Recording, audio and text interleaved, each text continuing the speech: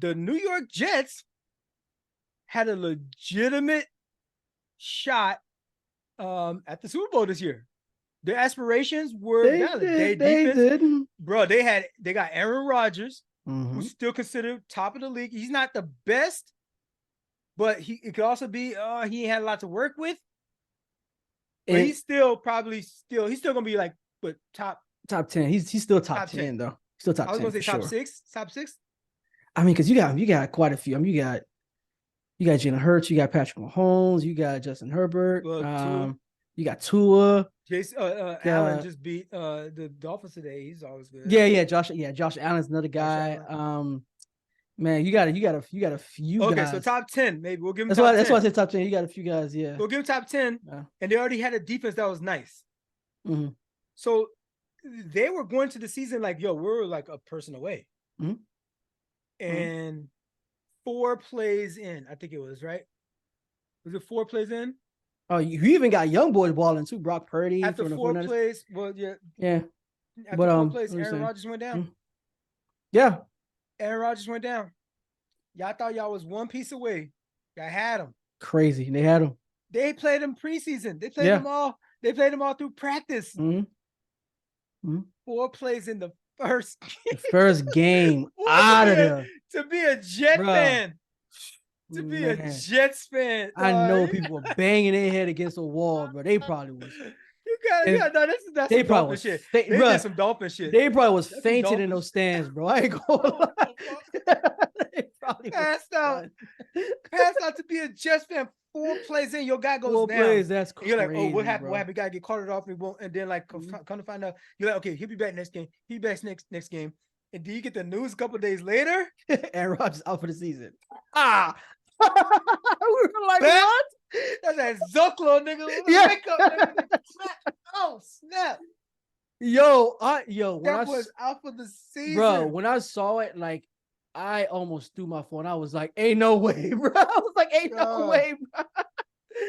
Ain't no way. I mean, I'm a Dolphins fan. Yeah. So, it works out for y'all. It works out for us. But I mean, I don't support the Dolphins. But nobody I'm a wants Dolphins to see, fan. But I don't support the Dolphins. But either way, it works out for the Dolphins.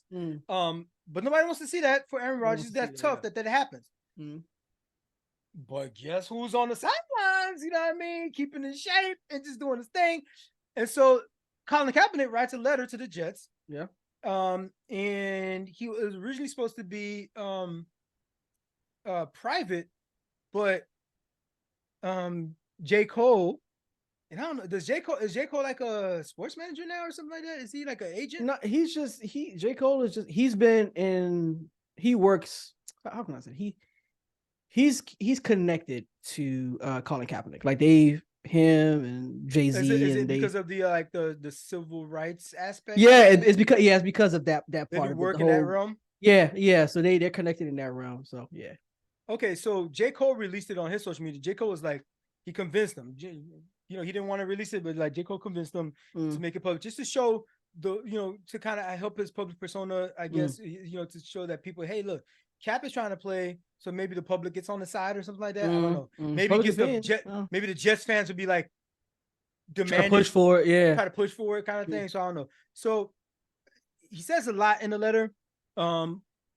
One of the things I want to highlight real quick. He goes, worst case scenario, you see what I have to offer, and you're not that impressed.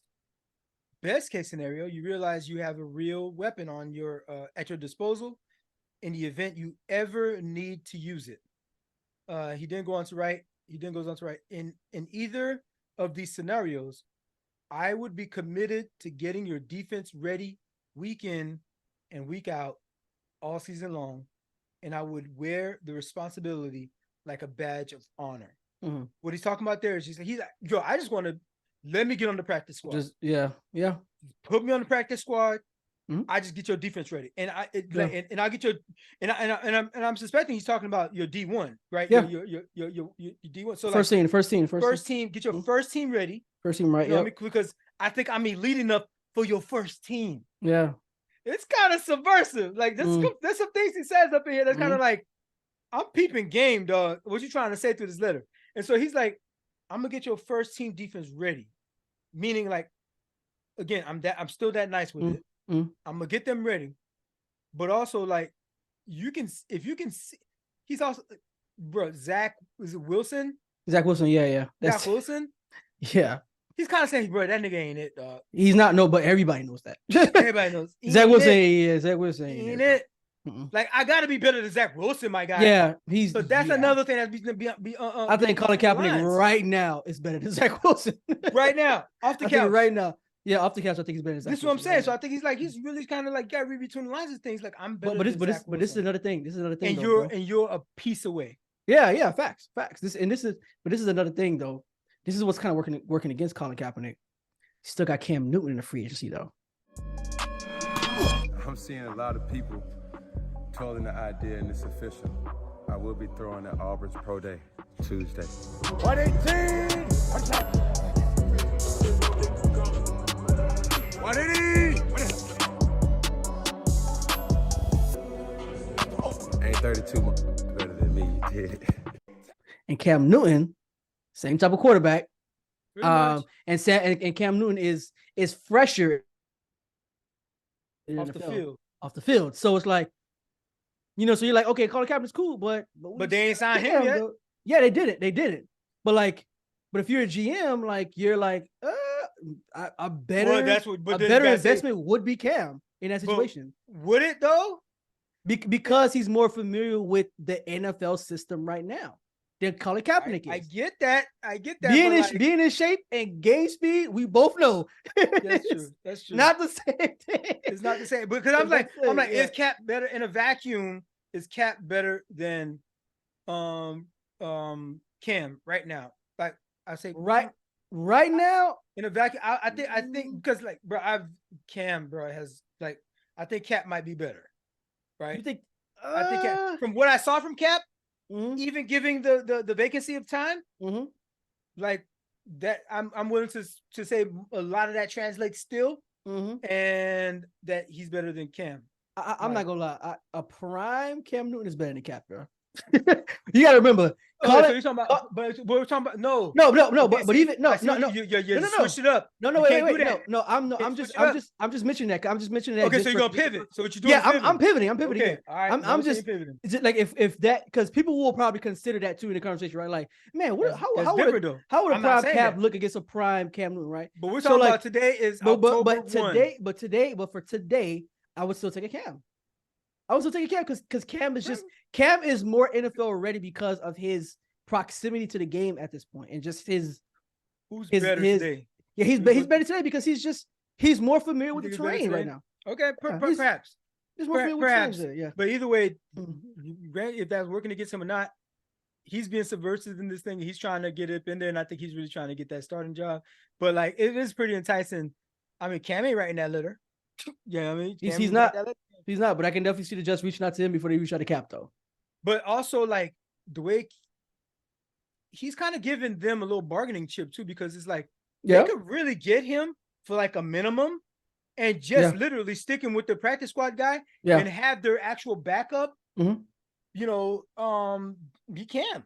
Or whatever. Or have a legitimate backup and just really stick him with the practice squad and really have that insurance chip. Like, if we really need to. Yeah, so you got a body. Come out here, you got a body. Yeah. If you're a piece of weight. So, but if they want to, they could sign him and stick his out with the practice squad and never move him up. Yeah. Saying in this letter, he's willing to do that. There's literally pros in the NFL they exist on practice squads. They play. They're in the NFL, but have been on practice squads for 10 years. For 10 years, they're pretty fine with that. But it's still a decent life because the league minimum is $870,000. They still have a decent life. So there you go. So there's a whole debate, that's the veterans. That's a veterans minimum. The veterans minimum, to be more specific. Yeah. So Colin actually would qualify for that because of his time in the NFL. Because I think to be a veteran in the NFL, I think it's like 5 or 6 years or something like that. He was in the league for longer than that. So okay. Well, if he really wanted to play football, though, if it was just about football, I think at this point, some folks are saying that you should just go CFL, dog. And that's the thing. I don't understand why he just didn't do that. Like, because that would still keep your game speed. Right. It'll still keep your game speed. And also you'll have film to show the NFL, like, okay, this guy can still do at least some of the stuff that we've seen him. You know what I'm saying? Like, I've heard the argument. I've heard the argument be made that like it's kind of admitting defeat if he does that. I'm just saying this is what for people. I don't know what he said specifically on that. It's like humility to me. That's all. But they're saying that it's like he trained and he qualified for the NFL level. NFL is the highest level of this thing. That's fine. He trained and qualified for it. Mm-hmm. He should not have to take a back seat. Civil rights kind of, you know, and go play for a lesser league. That's CFL. Sorry, or XFL. Is the XFL back? I think. XFL. I think so. One of those side leagues is back out. But the CFL, the CFL. I mean, guys even are still in London. Guys are still getting called up in the CFL even to this day. So and you're calling Kaepernick. You have cash. I get that. You really think people ain't gonna be watching? I'm just saying what their argument is. That's their argument. That's their point. They're just I get it. You know, if you know he earned this, and so he shouldn't settle for less. Not settling at all means that you haven't played the game in a long time. You don't have that game speed. So there's that. Yeah. But I like how he's trying to get what he wants, which is back in the NFL, but he's giving a lot. He's willing to sacrifice a lot in terms of like, bro, you're going to be stuck on that practice squad. They could sign you for a 6-year deal or some shit and have you straight on practice squad for 6 years, no matter what happens. They could be drafted quarterbacks on top of you. Are you saying right now that any team in the NFL right now, if they want to sign a Kaepernick to the NFL, to their team and put and park them on the practice squad for $875K a year, you might as well be an open letter for the entire league. Yeah, there's no team that can't afford that. That's nothing. That might as well. That's nothing. And you can have a 6-year deal, 5-year deal. Yeah, that Cap will sign that. So he will basically Cap. If you're saying you're willing to do that just to be in the good graces of the NFL, so that maybe somebody might flip a coin on you one day, and all these quarterbacks go down and they have no cap left, no money left, no nothing left, and then they're gonna bring you up to play an actual NFL game. Yeah, I mean, and honestly, you can go from practice squad to practice squad because that happens all the time where a player will be in the practice squad and so he maybe gets he's released, saying that signed by another he's one. Saying he's willing to do the least and just be a journeyman, which is fine, and play in the NFL practice squad because you could be a champion in your CFL maybe. Yeah, you could be a champion maybe, but like, all right, if that's your journey. Shout out to you. I don't completely understand the logic of it all. Yeah. But I kind of see him being kind of trying to be subversive and being like, I'm trying to sneak my way through the back door, kind of, and I can get a starting job. If they go and practice, like, dang, yo, this nigga's actually nice. Yeah, you know what I mean? Yeah. And like they give him the starting job from that point. You know what I mean? Okay. What up, fam? It's Darwin, the guy that was just talking. First off, thanks for watching and supporting the show. But I got to give y'all some homework. Your challenge, if you choose to accept it, is to interact with the show. That means 1, hitting that like button, because I know you like our stuff. 2, make sure you subscribe so we can swim our way up your timeline whenever we drop new content. The third thing, please share the channel with your friends. Maybe they'll learn a thing about a thing or two. Oh, last thing, we're over here talking about what y'all talking about. So go ahead and carry that conversation on into the comments. We be up in there too. The Dolphins do need a quarterback for sure. They need a quarterback. The Dolphins need a quarterback after Tua just dropped. No. When I say need a quarterback, I mean like you need backups. Like a backup. Okay. Yeah. Certified backups. Yeah, that's what I'm saying. Tua is a top 5 quarterback right now. But I kind of mean with that what you were saying there. I'm gonna lean in on what you talk about. I kind of know where you're going. I'm gonna lean into it because I told y'all before, and I'm glad this is happening now because I could go back and watch the fucking tape. I said it. I said, I still don't think Tua should be in the league. This nigga should retire. Even till today, I'm saying the same goddamn thing. I know they just had 700 something fucking yards in offense, which is a record for the team.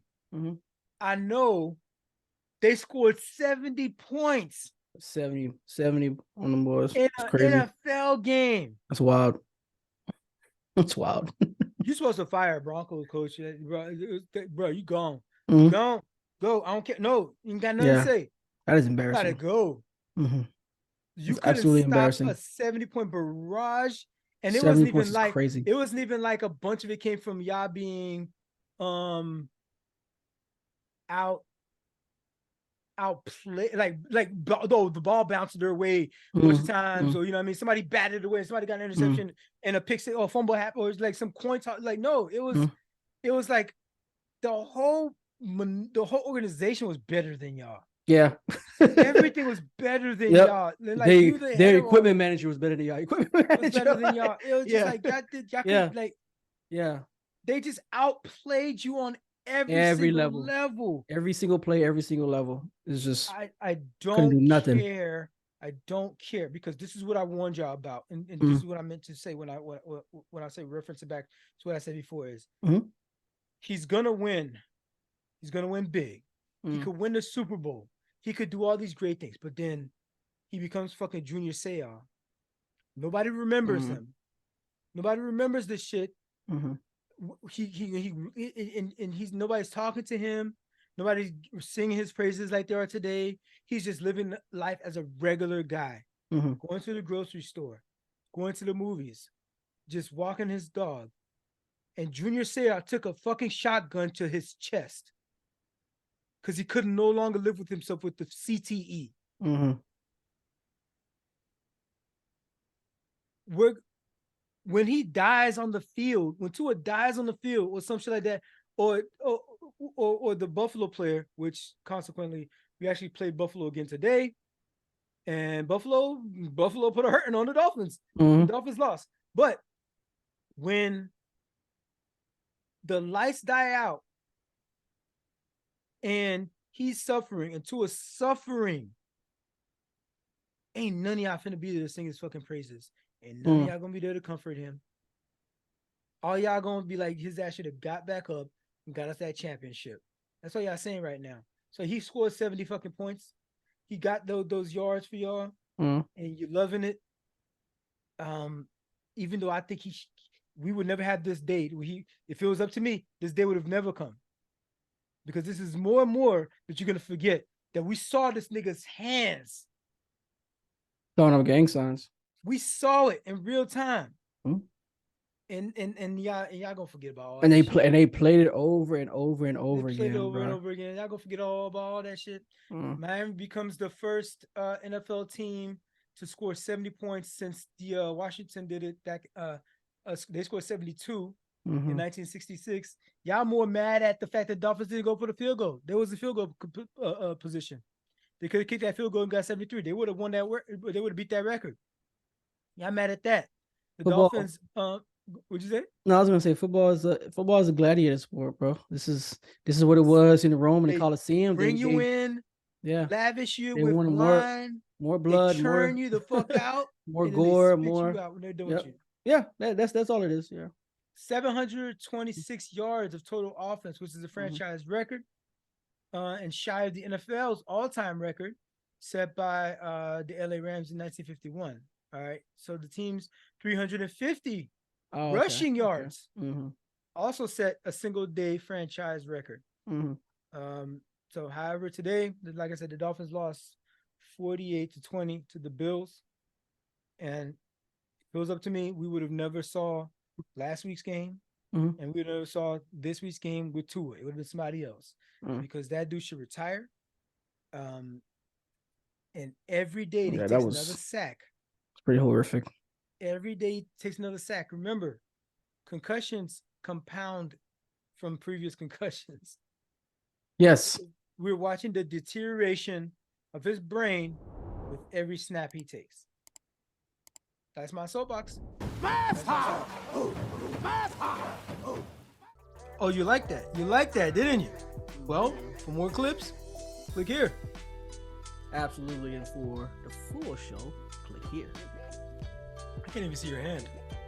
Oh, crap.